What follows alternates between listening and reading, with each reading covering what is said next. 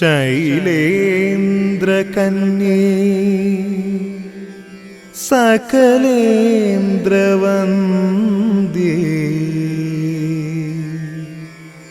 കൈലാദ്രിനാഥോജ്വലരാഗപൂർണേ.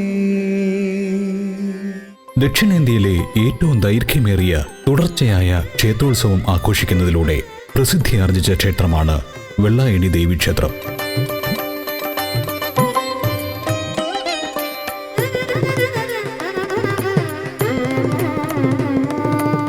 വെള്ളായണി ക്ഷേത്രത്തിൽ ഭദ്രകാളി ദേവിയെയാണ് പ്രതിഷ്ഠിച്ചിരിക്കുന്നത്. വടക്കേ നടയിലാണ് കാളി ദേവി സ്ഥിതി ചെയ്യുന്നത്. തിരുമുടി എന്നാണ് വിഗ്രഹം അറിയപ്പെടുന്നത്. വെള്ളായണി ക്ഷേത്രത്തിലെ ദേവിയുടെ വിഗ്രഹം കേരളത്തിലെ കാളിക്ഷേത്രങ്ങളിലെ ഏറ്റവും വലിയ വിഗ്രഹങ്ങളിൽ ഒന്നാണ്. 4.5 അടി ഉയരവും വീതിയുമുള്ള വിഗ്രഹമാണ് വെള്ളായണിയിലേത്.